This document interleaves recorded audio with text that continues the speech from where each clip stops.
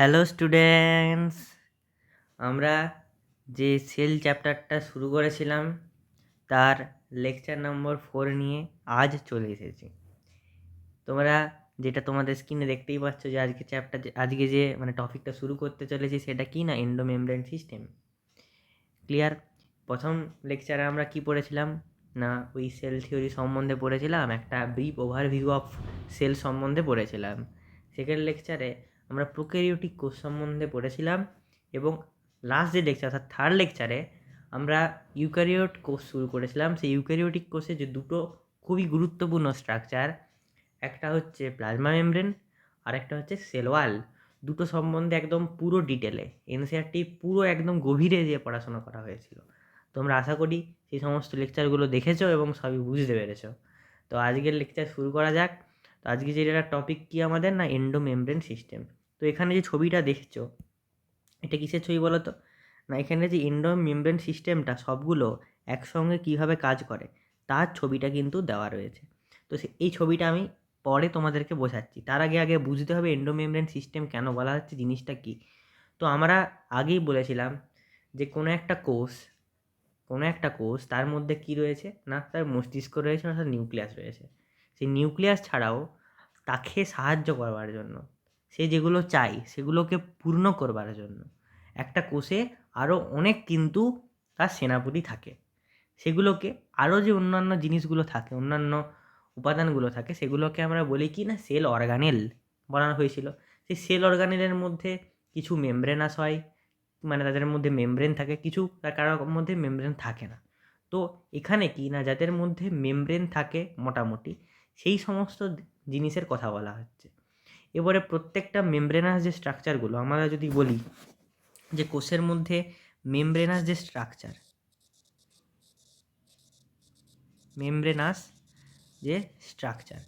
সেই মেমব্রেনাস স্ট্রাকচারের মধ্যে কি কি পড়ে তোমরা নিশ্চয়ই জানো। আমরা বলতে হবে তাহলে কি কি না, এন্ডোপ্লাজমিক রেটিকুলাম পড়ে, 2 নম্বর কি পড়ে, গোলগি বডি পড়ে, তাই তো, গোলগি বডি পড়ে। ক্লিয়ার? 3 নম্বর লাইসোজোম পড়ে, তাই না, লাইসোজোম পড়ে। আর কি পড়ে, ভ্যাকুওল পড়ে, তাই তো। আর কি পড়ে, মাইটোকন্ড্রিয়া পড়ে, তাই না, মাইটোকন্ড্রিয়া পড়ে। আর কি পড়ে, প্লাস্টিড পড়ে। এরকম বিভিন্ন যে স্ট্রাকচারগুলো রয়েছে যেগুলোর মধ্যে কী রয়েছে না, মেমব্রেন বাউন্ড এরা অর্গানেল, এরা কি না মেমব্রেনাস স্ট্রাকচার। তো এদের প্রত্যেকটার গঠন, তার যে কাজ সেগুলো কিন্তু আলাদা, কিন্তু এগুলোর মধ্যে কিছু কিছু রয়েছে, কিছু কিছু নির্দিষ্ট বস্তু রয়েছে যেগুলো অর্গানেল রয়েছে, যেগুলো কি না সব একটা সুতোয় বাঁধা, অর্থাৎ একসঙ্গে কাজটা করে, কোনো একটা কাজকে একসঙ্গে মোটামুটি ঘটায়। এগুলোকে বলছি আমরা এন্ডোমেমব্রেন স্ট্রাকচার। অর্থাৎ মেমব্রেনের মধ্যে যে সমস্ত অর্গানেলগুলো রয়েছে সেখানে যে বিশেষ বিশেষ গঠন যেগুলো কি করছে, একসঙ্গে কাজ করছে, সেগুলোকে বলছি আমরা এন্ডোমেমব্রেন স্ট্রাকচার। তো এই এন্ডোমেমব্রেন স্ট্রাকচারের মধ্যে এগুলো পড়ে, এইটা পড়ে, এইটা পড়ে। এগুলো কিন্তু এন্ডোমেমব্রেন স্ট্রাকচারের মধ্যে পড়ে। এন্ডোমেমব্রেন মেমব্রেন স্ট্রাকচার বা এন্ডোমেমব্রেন সিস্টেম বলতে পারে, সবগুলো এন্ডোমেমব্রেন স্ট্রাকচার, এটা কিন্তু এন্ডোমেমব্রেন সিস্টেমের মধ্যে পড়ে। এবারে এন্ডোমেমব্রেন সিস্টেমটা কেমনভাবে তারা অ্যাকমপ্লিশ করে, কেমনভাবে তারা পূর্ণ করে, সেটা আমাদেরকে জানতে হবে। তাহলে প্রত্যেকটা সম্বন্ধে আগে জানতে হবে, এই 4টা জিনিস, এই সমস্ত জিনিসগুলো সম্বন্ধে আগে আমাদেরকে জানতে হবে, তারপরে আমরা বুঝতে পারবো, তাদের গঠন জানতে হবে। আর এই মাইটোকন্ড্রিয়া প্লাস্টিডের কিন্তু আলাদা, এরা কিন্তু নিজেদের মতো কাজ করে, এরা এদের সঙ্গে কোনো লিঙ্ক নাই বা কারোর সঙ্গে এদের কোনো লিঙ্ক নেই। বোঝা গেল? এগুলো সবগুলো কি একটা সুতোই বাঁধা, তাই এরা কী হয়, একভাবে কাজ করে। তো প্রত্যেকটা স্ট্রাকচারকে পড়া যাক।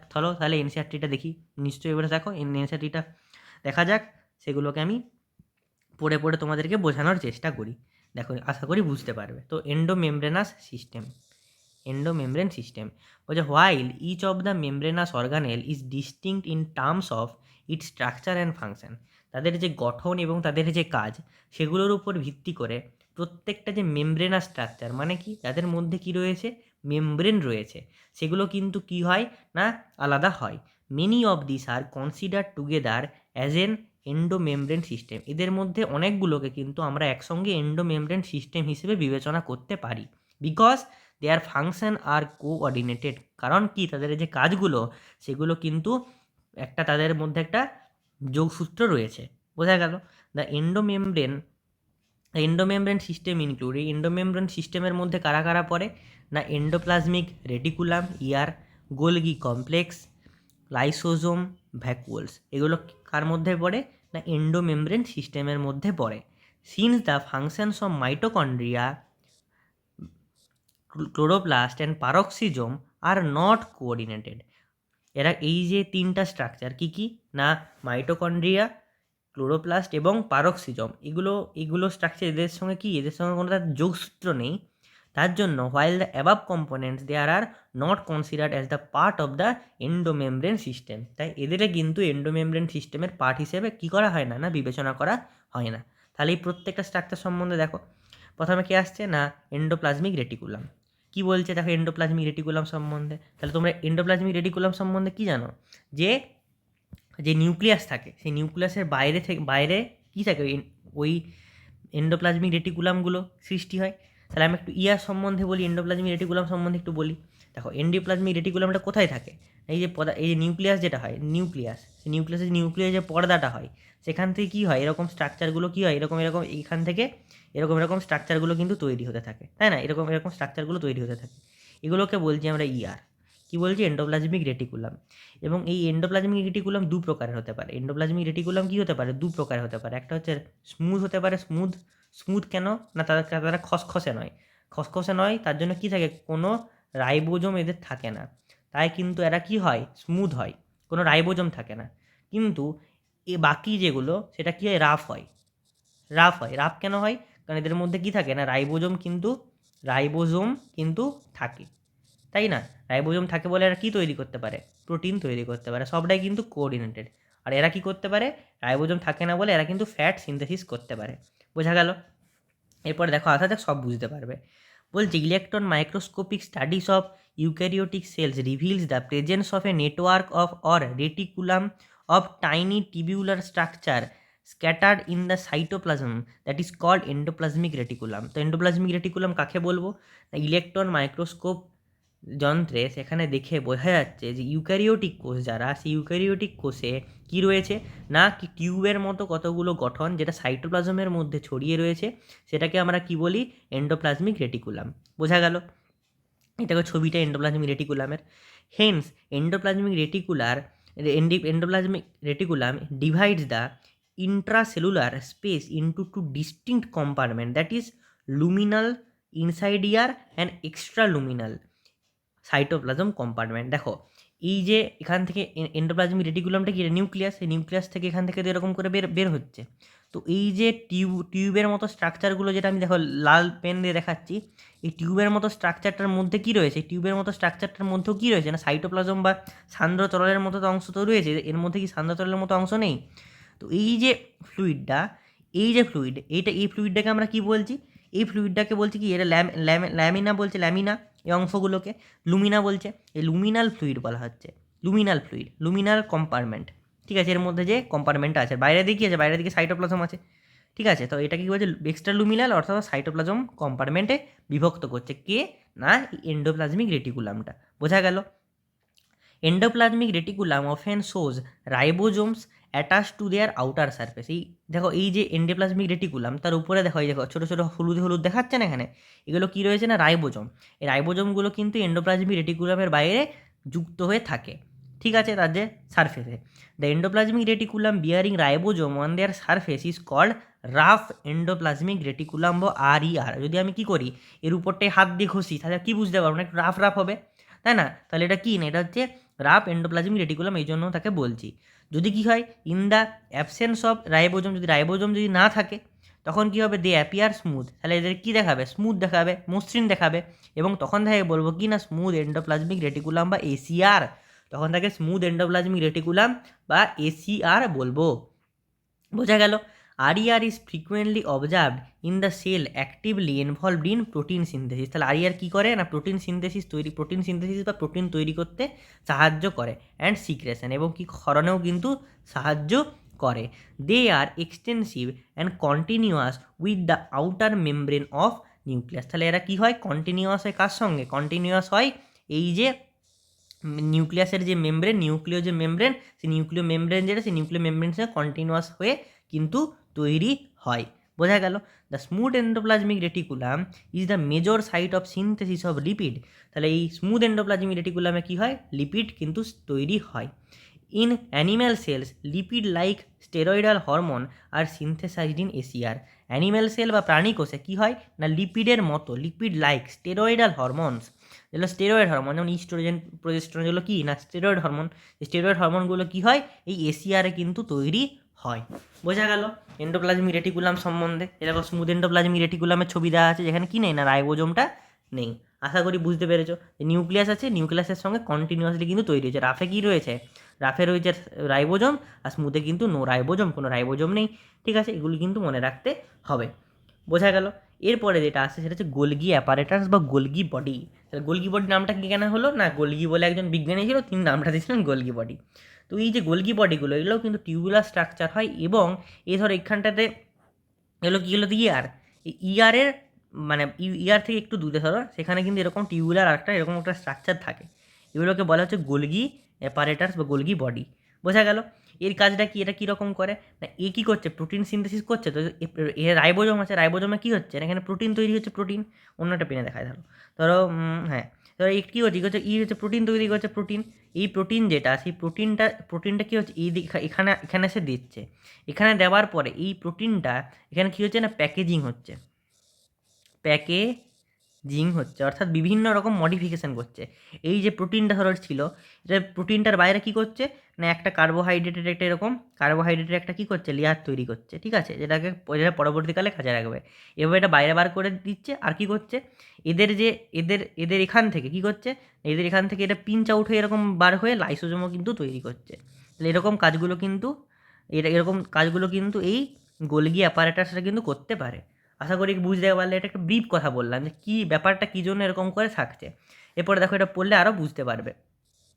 দেখো কি বলতে চাইছে, ইনসাইডটা বলে আরও ক্লিয়ার হবে। দেখো, ক্যামেলিও গলগি 1898 সালে first observe densely stent reticular structures near the nucleus. তাহলে নিউক্লিয়াসের কাছে একটা কিন্তু ঘন একটা রেটিকুলার স্ট্রাকচার দেখতে পেলেন নিউক্লিয়াসের কাছে। This were named Golgi bodies. এগুলোকে গলগি বডি নাম দেওয়া হয়ে গেল তার নাম অনুসারে, যেহেতু ক্যামেলিও গলগি 1898 সালে কিন্তু তিনি এটা লক্ষ্য করেছিলেন। They consist many flat disc shaped sacs or cisternae of 0.5 micrometer to 1 micrometer diameter. তাহলে কীরকম দেখতে হয়, এই যে ছবিটা দেখো গলগি অ্যাপারেটাসের, এটা কি এরকম কীরকম মানে ডিস্কের মতো, যে ডিস্কের মতো স্ট্রাকচার দিয়ে গঠিত হচ্ছে না, ডিস্কের মতো। দেখো ডিস্কের মতো এরকম স্ট্রাকচার দিয়ে কিন্তু গঠিত হচ্ছে। তাহলে ডিস্ক শেপ সিস্টারনি, এগুলোকে বলা হচ্ছে কি, এগুলোকে বলা হচ্ছে সিস্টারনি। তাহলে ডিস্কের মতো সিস্টারনি বলে একটা স্ট্রাকচার, যেটার দৈর্ঘ্য কত 0.5 মাইক্রোমিটার থেকে 1 মাইক্রোমিটার, সেরকম স্ট্রাকচার দিয়ে কিন্তু এরা গঠিত হয়। ক্লিয়ার? বোঝা গেল? This are stacked parallel to each other. এই দেখো, এই স্ট্যাক মানে এই দেখো, এই যে ধরো এইটা একটা সিস্টারনি, এটা একটা সিস্টারনি, এগুলো কী রয়েছে, এগুলো পরস্পরের সঙ্গে সমান্তরালে আছে, এগুলো পরস্পর এরকম সমান্তরালভাবে রয়েছে। বোঝা গেল? Varied number of cisternae are present in a golgi complex. একটা গলগি কমপ্লেক্সে কী রয়েছে না, বিভিন্ন রকম সংখ্যায় কিন্তু সিস্টারনিগুলো অবস্থান করে। বোঝা গেল? The golgi cisternae are concentrically arranged near the nucleus with distinct convex sheaths or the forming face and concave trans or the maturing face। তাহলে এই যে গঠনটা যেটা আছে, সিস্টারনিগুলো যে অবস্থান করছে, এটা কি হয় না, দুভাবে কিন্তু অবস্থান করবার মাধ্যমে কিন্তু এটা গঠিত হয়। একটা কি হয়, একটা হচ্ছে কনকেভ বলতে কী রকমের না, কনকেভ, এই দেখো কনকেভ, এরকম কনকেভ স্ট্রাকচার, এটা তো কনকেভ বলে। কনকেভ এটা হচ্ছে কি, এটা হচ্ছে সিস ফেজ। এটা সিস ফেজ, যেখান থেকে কী হবে, এই প্রোটিন যেটা তৈরি হলো, প্রোটিন যেটা কোথায় তৈরি হলো, এন্ডোপ্লাজমিক রেটিকুলাম থেকে এলো, সেই এন্ডোপ্লাজমিক রেটিকুলাম থেকে আসবে এই সি স্ট্রাকচারটাতে। তারপর এই যে প্রোটিনটা সি স্ট্রাকচার থেকে গেল, তারপরে কী হলো, এখান দিয়ে এটার মধ্যে দিয়ে যাবে, এবং এখানের বাইরে দিয়ে এখানে পিঞ্চ আউট হয়ে বেরিয়ে চলে আসবে, এবং সেটা কি হবে না, কনভেক্স স্ট্রাকচার। যেটা কনভেক্স স্ট্রাকচার মানে কি, দেখো এরকম দেখো কনভেক্স আর কনকেভ কি সেটা বুঝতে হবে আগে। তাহলে দেখো কনভেক্স আর কনকেভ, কনভেক্স বলতে দেখো, কনভেক্স বলতে মুখটা এদিকে থাকবে, যেটাকে বলা হচ্ছে কনভেক্স। আর কনকেভ কাকে বলে? কনকেভ কাকে বলে? কনকেভ, কনকেভ কাকে বলে না? কনকেভ বলতে যার মুখটা কি থাকবে, এরকম করে ভিতর দিকে থাকবে। তাহলে যেটা এটা এরকম বাইরের দিকে থাকবে। তাহলে দেখো এদিকে স্ট্রাকচারটা দেখো, এই স্ট্রাকচারটা কি কি বোঝা যায় যে এরকম করে আছে। এটাকে কি বলছে? এটাকে যে সিস ফেজ বা অর কনকেভ, যেটা কনকেভ যেটা দেখতে যে দিকটা। আর এদিকের ফেজটা দেখো, এটা কি আছে এরকম করে, এই মুখটা কোন দিকে আছে? মুখটা হচ্ছে এদিকে আছে, এদিক মুখটা এদিকে এরকম করে আছে। তাহলে এটা হচ্ছে কনকেভ ফেজ, কনকেভ করে মুখটা করে আছে, এবং এটাকে বলা যায় ট্রান্স। বোঝা গেল? আর এখান থেকে ঢুকছে এবং এখানে হয়ে ম্যাচিউরিটি পাচ্ছে, ম্যাচিউর হচ্ছে, এখানটায় ম্যাচিউর হয়ে বাইরে বেরিয়ে আসছে। এটা এখানে বলছে। তাহলে ডিস্টিংক্ট কনভেক্সিস, যে কনভেক্স আকারের, কনভেক্স, এই কনকেভ লিখছে কেন, এটা কনভেক্স, সরি, কন, এটা হচ্ছে কনভেক্স। তাহলে এরকম কনভেক্স বলছে লিখছে, তাহলে কনভেক্স, তাহলে কনভেক্স আকারের সিস সেটার মাধ্যমে ভিতরে ঢুকছে। দ্য ফর্মিং ফেস বলছে যেটাকে, অথবা কনকেভ, সে এবং কিছু না কনকেভ। দেখো কনকেভ মানে কি, এটা এটা কী আছে, এদিকে এরকম করে মুখটা করে আছে, এরকম মুখটা করে আছে। এই কনকেভ বা ট্রান্স যে ফেজটা, সেদিক দিয়ে কিন্তু কী হচ্ছে, প্রোটিনটা কিন্তু কী হচ্ছে, ম্যাচিউর হয়ে বেরিয়ে আসছে। The cis and trans phase of the organelle are entirely different but interconnected. এই যে সিস আর ট্রান্স ফেজটা কিন্তু পুরো একদম আলাদা, কিন্তু এরা পরস্পরের থেকে আছে, এগুলো পরস্পর যুক্ত হয়ে আছে, তাই না? কিন্তু পরস্পর ইন্টারকানেক্টেড। বোঝা গেল? এরপর কি বলছে? The Golgi apparatus principally performs the function of packaging material. এটা কী করছে? বিভিন্ন যে মেটেরিয়াল যেগুলো তার কাছে আসছে, সেগুলো সেটা কী করছে না, প্যাকেজিং করছে। To be delivered either to the intra cellular targets or secreted outside the cell. এটা কী হচ্ছে, কোষের মধ্যে যে অনেক জায়গাগুলো রয়েছে যেখানে টার্গেট তার রয়েছে, সেখানে এগুলোকে পাঠাচ্ছে, অথবা সেটা ক্ষরণ করবার মাধ্যমে কী করছে, কোষের বাইরে হচ্ছে বার করে দিচ্ছে। Materials to be packaged in the form of vesicles from the ER fuse with the cis face of the Golgi apparatus and move towards the maturing face. তাহলে কী হচ্ছে, যে ম্যাটেরিয়ালটাকে আমি প্যাকেজ করব, ধর এই প্রোটিনটাকে, এই যে প্রোটিন যেটা লিখে এঁকেছি, সেই প্রোটিনটাকে আমার প্যাকেজ করতে হবে। সেটা কি, প্রথমে ইয়ার থেকে বের হলো, যেটাকে আমি প্যাকেজ করবো সেটা আমার ইয়ার থেকে বের হলো। তারপরে কি, ইয়ার থেকে বের হওয়ার পরে এই যে সিস যে ফেজ, এই সিস যে ফেজটা দেখতে পাচ্ছ, যে কনভেক্স যে ফেজটা দেখতে পাচ্ছ, সেই কনভেক্স ফেজের সঙ্গে কী হবে না, এই যে মেটেরিয়ালটা, এই হলুদ হলুদ যে প্রোটিনটা, এটা প্রথমে এখান থেকে ফিউজ হবে, এরকম ফিউজ হচ্ছে। ফিউজ হওয়ার পরে সেটা কী হচ্ছে, সিস ফেজে ফিউজ হলো, তারপরে ম্যাচিউরিং ফেজ, মানে ম্যাচিউরিং ফেজ বলে ট্রান্স ফেজ, সেই ট্রান্স ফেজের দিকে কিন্তু, বা যেটা কনকেভ যে অংশটা, সেটার দিকে কিন্তু যেতে থাকে। This explain why the Golgi apparatus remain in close association with endoplasmic reticulum. তাই এটা এন্ডোপ্লাজমিক রেটিকুলামের সঙ্গে কাছাকাছি কেন থাকে, এটা কিন্তু এটার ব্যাখ্যা করে। যেহেতু ওই ম্যাটেরিয়ালটাকে তার কাছে আনতে হবে, তার জন্য কিন্তু এটা কাছাকাছি অবস্থান করে। A number of protein synthesis by ribosomes on the endoplasmic reticulum are modified in cisternae of golgi apparatus before they are released from its trans face. তাহলে যে প্রোটিনগুলো কী করছে, রাইবোজোম রয়েছে কোথায় না, রাফ এন্ডোপ্লাজমিক রেটিকুলামের উপর, সেটা যে তৈরি করছে, যে এন্ডোপ্লাজমিক রেটিকুলাম থেকে বেরিয়ে সেটাকে মডিফিকেশান করছে কে না, cisternae of golgi apparatus, modification বা প্যাকেজিং বলতে পারো, যা করছে, এবং তারপরে সেটা ট্রান্স যে ফেজ, সেটার মাধ্যমে রিলিজ হয়ে যাচ্ছে, বেরিয়ে যাচ্ছে। Golgi apparatus is the important site of formation of glycoproteins and glycolipid. তাহলে এই গোলগি অ্যাপারেটাস থেকে কী তৈরি হয়, গ্লাইকোপ্রোটিন এবং গ্লাইকোলিপিড কিন্তু তৈরি হয়। মানে ধরো যে প্রোটিনটার কাছে এলো, বললো না, আমি এখানে এখানে এখানে দেখো দেখাচ্ছিলাম, দেখো এই যে এখানে আমি ছবি রাখছিলাম, যে এটা কি, এটা তো প্রোটিনটা, এটা হচ্ছে প্রোটিন, এটা হচ্ছে প্রোটিন। এই প্রোটিনের বাইরে কী করছে, একটা কী করছে না, কার্বোহাইড্রেট, যে কার্বোহাইড্রেটের কোটিং করছে, এটা কি, এটা হচ্ছে কার্বোহাইড্রেটের কোটিং করছে, দিয়ে কী উৎপন্ন করছে না, গ্লাইকো প্রোটিন উৎপন্ন করছে। সেরকম এই যে যেটা রাফ এন্ডোপ্লাজমিক রেটিকুলাম, যেটা বলছে না রাফ এন্ডোপ্লাজমিক রেটিকুলাম, সে কি রাফ এন্ডোপ্লাজমিক রেটিকুলাম থেকে এটা হলো, যেটা স্মুথ এন্ডোপ্লাজমিক রেটিকুলাম, সেখান থেকে কী হচ্ছে, ফ্যাট তৈরি হচ্ছে।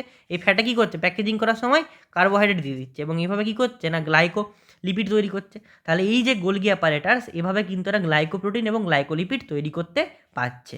আশা করি বুঝতে পেরেছ।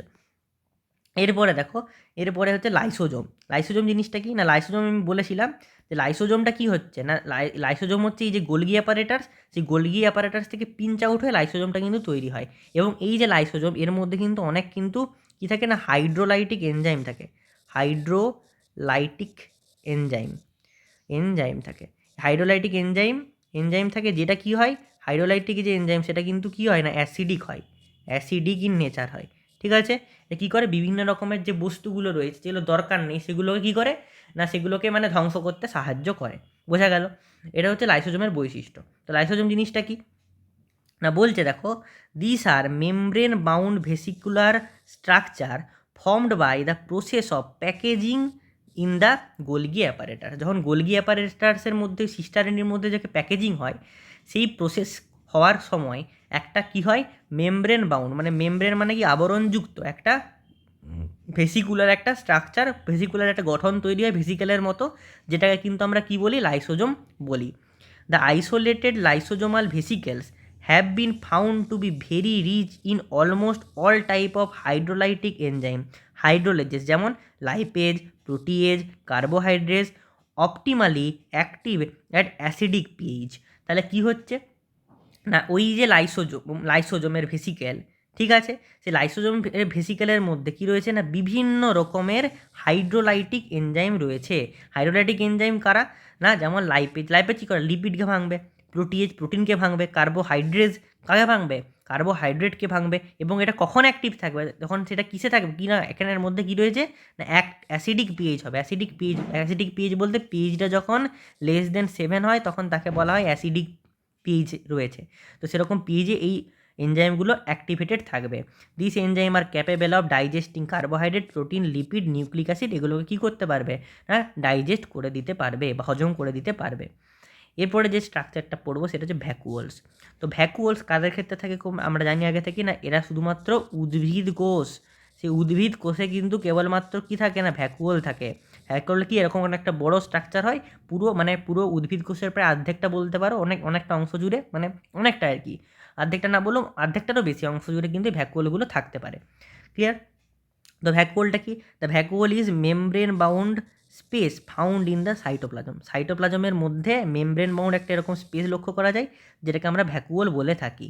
ইট contains water sap, excretory product and other material not useful for the cell. এর মধ্যে কি লক্ষ্য করা যায়, জল লক্ষ্য করা যায়, রস লক্ষ্য করা যায়, বিভিন্ন রকমের রেচন পদার্থ লক্ষ্য করা যায় এবং অন্যান্য অনেক পদার্থ লক্ষ্য করা যায়, যেগুলো কিন্তু একটা কোষের ক্ষেত্রে অতটা গুরুত্বপূর্ণ নয়। বোঝা গেল? The vacuole is bound by single membrane, একটা একমাত্র কি এক পর্দা বেষ্টিত, মানে একটা সিঙ্গেল মেমব্রেন দ্বারা কিন্তু এরা কি হয় না হচ্ছে মানে একটা সিঙ্গেল মেমব্রেন থাকে। এই সিঙ্গেল মেমব্রেনটা কী হয়, এই সিঙ্গেল মেমব্রেনের নাম আছে, সেটার নাম হচ্ছে টোনোপ্লাস্ট। ঠিক আছে, এই যে সিঙ্গেল মেমব্রেন যেটাকে আমরা বলি কি না, টোনোপ্লাস্ট বলা হয়ে থাকে। Clear? In plant cells the vacuoles can occupy up to 90% of the volume of the cell. এই যে 90% প্রায় এই ভ্যাকুওলটা কিন্তু কোনো গাছেদের ক্ষেত্রে অকুপাই করে থাকে। In plants the tonoplast facilitate the transport of a number of ions and other material against concentration gradients into the vacuole, hence their concentration is significantly higher in the vacuole than in cytoplasm. তাহলে কি হয় দেখো, এই যে ভ্যাকুওলটা থাকে, ভ্যাকুওলটার বাইরে কি থাকে, টোনোপ্লাস্টের যে প্রাচীরটা থাকে। তো এখানে কি হয়, এই যে ভ্যাকুওলটার ভিতরে কী থাকে, টোনোপ্লাস্টের যে প্রাচীরটা থাকে, তাহলে বাইরে বিভিন্ন রকমের ধরো ম্যাটেরিয়াল রয়েছে। এটাকে আমি নীল দিয়ে দেখাচ্ছি। তাহলে এটা বাইরে এরকম ম্যাটেরিয়াল রয়েছে। তো এই ম্যাটেরিয়ালগুলো কী হচ্ছে, ধরো এখানে হচ্ছে কনসেন্ট্রেশনটা এই ম্যাটেরিয়ালগুলোর বেশি, এখানে কিন্তু কম। তাহলে কি করতে পারে, এই টোনোপ্লাস্টের মধ্যে দিয়ে এই যে ম্যাটেরিয়ালগুলো যেগুলো দরকার রয়েছে সেগুলো কি করতে পারে, এরকম কিন্তু এখানে আসতে পারে। কিসের মাধ্যমে, অ্যাক্টিভ ট্রান্সপোর্ট, যেহেতু কনসেন্ট্রেশন গ্রেডিয়েন্টের বিপরীতে আসছে। তাহলে কনসেন্ট্রেশন গ্রেডিয়েন্টের বিপরীতে যেহেতু আসছে, তাহলে এটা অ্যাক্টিভ ট্রান্সপোর্টের মাধ্যমে ভ্যাকুওলে টোনোপ্লাস্টের মাধ্যমে যেতে পারে। ওটাই বলছে, দেখো আরেকবার এই জায়গাটা পড়া যাক। কী করে টোনোপ্লাস্টের মধ্যে কী হয়, transport of a number of ions and other material against the concentration gradient into the vacuole. তাহলে ভ্যাকুওলের মধ্যে কনসেন্ট্রেশন গ্রেডিয়েন্টের বিরুদ্ধে, গাঢ়ত্বের যে পার্থক্য তার বিরুদ্ধে কী হয়, ভ্যাকুওলের মধ্যে প্রবেশ করছে ওই টোনোপ্লাস্টের মধ্যে দিয়ে। Hence their concentration is significantly higher in vacuole than in cytoplasm. তাহলে যেহেতু এই যে মেটেরিয়ালগুলো এখানে কনসেন্ট্রেশনটা প্রথমে বেশি ছিল, কিন্তু অ্যাক্টিভ ট্রান্সপোর্টের মাধ্যমে এখানে চলে আসছে, তাহলে এখানে যদি চলে আসে তাহলে কি এই মেটেরিয়ালগুলো এখানে সব চলে এলো। এখানে চলে এলো, তাহলে এখানে যদি চলে আসে তাহলে এই বাইরে যে সাইটোপ্লাজম, তাহলে সাইটোপ্লাজমে কী হবে, এই নাম্বারগুলো কমে যাবে। তাহলে কী হবে, এখানে কী হচ্ছে, তার ফলে কিন্তু এখানে এই মেটেরিয়ালগুলোর কনসেন্ট্রেশনটা বেড়ে যাচ্ছে। এটা কিন্তু ভ্যাকুলের মধ্যে লক্ষ্য করা যায়। অ্যামিবার ক্ষেত্রে কী হয়, in amoeba the contractile vacuole, অ্যামিবার মধ্যে একটা বিশেষ রেচন অঙ্গ থাকে যেটাকে আমরা বলি কি না contractile vacuole is important for osmoregulation and excretion. এটা কি হয় না অসমোরেগুলেশন এবং এক্সক্রিশনে সাহায্য করে, মানে বাইরের পরিবেশের সঙ্গে মানিয়ে নেবার জন্য এবং রেচন করার জন্য কিন্তু গুরুত্বপূর্ণ হয়। কার ক্ষেত্রে না অ্যামিবার ক্ষেত্রে। In many cells as in protist food vacuoles are formed by engulfing the food particles, এবং বিভিন্ন রকমের প্রোটিস্ট যে রয়েছে সেই প্রোটিস্টাদের মধ্যে ফুড ভ্যাকুয়াল লক্ষ্য করা যায়। সেই ফুড ভ্যাকুয়ালে কী থাকে, খাদ্যটা কিন্তু মানে খাদ্য পার্টিকেলটাকে সে কী করে ইনগাল্ফ করে নিতে পারে, মানে তার মধ্যে নিয়ে নিতে পারে এবং সেটা থাকতে পারে আর কি, ওই ভ্যাকুয়ালের মধ্যে খাদ্যটা থাকবে। তাহলে কি, তাহলে মোটামুটি তাহলে ভ্যাকুয়াল সম্বন্ধে কী বললে, এটা মূলত কার ক্ষেত্রে থাকে, উদ্ভিদ কোষের ক্ষেত্রে থাকে। উদ্ভিদ কোষের প্রায় 90% অংশ জুড়ে কিন্তু কী হয়, এই ভ্যাকুয়ালগুলো অবস্থান করতে পারে। এছাড়াও একটা মানে এটা আসল ভ্যাকুয়াল, এবং এবার কি বিভিন্ন রকম মডিফাইড ভ্যাকুয়াল, যেমন কন্ট্রাক্টাইল ভ্যাকুয়াল, সেই কন্ট্রাক্টাইল ভ্যাকুয়াল কার মধ্যে থাকবে, অ্যামিবার মধ্যে থাকবে। এছাড়া ফুড ভ্যাকুয়াল সেটা কার মধ্যে থাকবে না হচ্ছে বিভিন্ন রকমের যে প্রোটিস্টা তার মধ্যে কিন্তু থাকবে। তাহলে ভ্যাকুয়াল সম্বন্ধে বুঝতে পারলে কী রকম ব্যাপারটা হলো। এরপরে দেখো যে আমি বলছিলাম যে এরপরে আমি সামারি করব যে এন্ডোমেমব্রেন সিস্টেমটা এবার একসঙ্গে কীভাবে কোঅর্ডিনেটেডলি কাজ করলো। তাহলে এইগুলো তাহলে প্রত্যেকটা সম্বন্ধে ধারণা হলো। প্রত্যেকটা সম্বন্ধে ধারণা হলো কী কী, এই যে এন্ডোপ্লাজমিক রেটিকুলাম, গোলগি অ্যাপারেটাস, ঠিক আছে, লাইসোজোম, হ্যাঁ, ভ্যাকুয়াল, এগুলো সম্বন্ধে হলো। এরপরে দেখো যেটা কীভাবে মেমব্রেন সিস্টেমটা কোঅর্ডিনেটেড হয়। দেখো আমি এই ছবিটার মাধ্যমে বোঝানোর চেষ্টা করি। তাহলে প্রথমে কী আছে না, প্রথমে রয়েছে এন্ডোপ্লাজমিক রেটিকুলাম। আমার প্রথমে কী রয়েছে না এন্ডোপ্লাজমিক রেটিকুলাম রয়েছে। তাহলে এটা দেখো, এটা যে এন্ডোপ্লাজমিক রেটিকুলাম এই ছবিটা, তাহলে এর মধ্যে কী রয়েছে, রাফ এন্ডোপ্লাজমিক রেটিকুলাম রয়েছে, তাই না। এখানে কী হচ্ছে, প্রোটিন তৈরি হচ্ছে, এবং প্রোটিন তৈরি হলো এখানটাতে, ক্লিয়ার। এবারে কি, এখানে স্মুথ এন্ডোপ্লাজমিক রেটিকুলামও থাকবে। এই স্মুথ এন্ডোপ্লাজমিক রেটিকুলামে কী তৈরি হলো, সেই স্মুথ এন্ডোপ্লাজমিক রেটিকুলামে লিপিড তৈরি হলো। এরপরে এই যে প্রোটিন এবং লিপিড যেটা তৈরি হলো, সেই প্রোটিন লিপিডটা কী হলো না, এই যে প্রোটিন যেগুলো তৈরি হলো এখানে এখানে এরকম করে দেখানো হচ্ছে, সেগুলো কি এই যে ট্রান্সপোর্ট ভেসিকেল বলে একটা বিশেষ গঠন তৈরি হয়। এখান থেকে পিঞ্চ আউটে একটা ট্রান্সপোর্ট ভেসিকেল তৈরি হয়। এই ট্রান্সপোর্ট ভেসিকেলের মাধ্যমে এখানে যে প্রোটিন যেটা, সেই প্রোটিনটা কোথায় গেল, এই প্রোটিনটা গেল দিয়ে এর যে কনভেক্স যে পার্ট, যেটা কি না সিস পার্ট, সেই cis part of the Golgi, এটা সিস পার্ট, সেই সিসে গেল কোথায়, সিসের সঙ্গে ফিউজ হয়ে গেল। গোলগি অ্যাপারেটাস যেটা, সেই গোলগি অ্যাপারেটাসের সিস পার্টের সঙ্গে ফিউজ হয়ে গেল। সেরকম করেও যে লিপিড যেগুলো, সেই লিপিডগুলো ট্রান্সপোর্ট ভেসিকেলের মাধ্যমে কোথায় এলো, সেই লিপিড ভেসিকেলগুলো ট্রান্সপোর্ট ভেসিকেলের মাধ্যমে এখানে এলো। এখানের সঙ্গে কি এই সিস পার্টের সঙ্গে ফিউজ হলো। সিস পার্টের সঙ্গে ফিউজ হওয়ার পরে কী হলো না, সিস পার্টের সঙ্গে ফিউজ হওয়ার পরে এরপরে এটার মধ্যে দিয়ে এরা কিন্তু গেল, এবং এটার মধ্যে দিয়ে যাওয়ার সময় কী হলো না, এগুলো বিভিন্ন রকম মডিফাইড হলো। এটার উপরে মূলত কার্বোহাইড্রেটের কোটিং হলো, এটার উপরে এই লিপিড যেটা ছিল তার কার্বোহাইড্রেটের কোটিং হলো, এভাবে গ্লাইকোপ্রোটিন গ্লাইকোলিপিড তৈরি হলো। এছাড়া আরও অন্যান্য মডিফিকেশান ঘটলো। এরপরে এটা থেকে কী হবে, এখানটা এলো, এখান থেকে কী হলো, এখান থেকে পিঞ্চ আউট হয়ে আবার কী হলো, বেরিয়ে গেলো। এটাকে বলছি আমরা, যখন এটা ঢুকছে সেটাকে ট্রান্সপোর্ট ভেসিক্যাল, এবং গোলগি অ্যাপারেটাস থেকে যেটা বেরোচ্ছে সেটাকে আমরা বলছি secretory vesicle. Fuses with the plasma membrane, secretion occur. তাহলে এর মধ্যে কী রয়েছে, আমার যেটা কী করতে হবে, ক্ষরণ করতে হবে, আমার দেহ থেকে মানে কোষ থেকে ক্ষরণ করতে হবে। সেটা কি হচ্ছে, ভেসিক্যালের মধ্যে রয়েছে, মডিফিকেশন হয়েছে প্রোটিন লিপিডের, তারপরে সেটা কী হলো, প্লাজমা মেমব্রেনের সঙ্গে ফিউশন ঘটলো, এবং সেটা কী হলো, বাইরে বার করে দিল। বোঝা গেল। অপরদিকে এদিকে দেখো, এদিকে কী দেখানো হয়েছে না, এই যে প্যাকেজিং হওয়ার সময় এখান থেকে পিঞ্চ আউট হয়ে একটা বিশেষ গঠন, মেমব্রেন বাউন্ড গঠন সৃষ্টি হলো, যেটাকে আমরা কী বলি না লাইসোজোম বলি। এই লাইসোজোমের মধ্যে কী থাকে না, ডাইজেস্টিভ এনজাইম, যেটাকে বলছি আমরা হাইড্রোলাইটিক এনজাইম থাকে। সেই হাইড্রোলাইটিক এনজাইমটা কী হলো, হাইড্রোলাইটিক এনজাইমটা গঠন হলো। তো এই যে হাইড্রোলাইটিক এনজাইমটা তৈরি হলো, এবারে এই এনজাইমযুক্ত যে গঠন সেটাকে লাইসোজোম বলা হচ্ছে। এবারে ধরো বাইরে থেকে কোনো একটা আননোন সাবস্টেন্স এলো, আননোন একটা বস্তু এলো, যেটা কী করে শরীরের পক্ষে ক্ষতিকর হতে পারে। তো সেই বস্তুর কি ইনকামিং ভেসিকল, ঠিক আছে, যেটা কী করছে, এর মধ্যে বিভিন্ন কোষকে আনছে। তাহলে এটাকে ধ্বংস করার জন্য কী হলো, এই যে লাইসোজোম যেটা কাজটা বোঝার চেষ্টা করো। এই যে লাইসোজোম যেটার মধ্যে কী রয়েছে, হাইড্রোলাইটিক এনজাইম রয়েছে, হাইড্রোলাইটিক এনজাইম রয়েছে, সেটার সঙ্গে ফিউজ হয়ে গেল এবং কী করলো, সেটাকে ধ্বংস করে দিল। অথবা কি, যদি ধরো কোনো কমপ্লেক্স কার্বোহাইড্রেট আছে, প্রোটিন আছে, লিপিড আছে, তাহলে কমপ্লেক্স এই কার্বোহাইড্রেট, প্রোটিন, লিপিড এগুলোকে নিয়ে এসছে। তাহলে এই লাইসোজোমের যে হাইড্রোলাইটিক এনজাইমটা, সেই কার্বোহাইড্রেটকে বিভিন্ন ধরো যে কমপ্লেক্স ধরো কার্বোহাইড্রেট আছে, ঠিক আছে, সেটাকে কী করলো, সিম্পল কার্বোহাইড্রেটে ভেঙে দিল, গ্লুকোজ, মল্টোজ এগুলোতে ভেঙে দিল। আবার যদি কী হয়, প্রোটিন থাকে সেগুলোকে অ্যামিনো অ্যাসিডে ভেঙে দিল, তাই না? যদি লিপিড হয় সেটাকে ফ্যাটি অ্যাসিড প্লাস গ্লিসারলে ভেঙে দিল। তাই বিভিন্ন রকম কিন্তু এই লাইসোজোমটা কাজ করছে।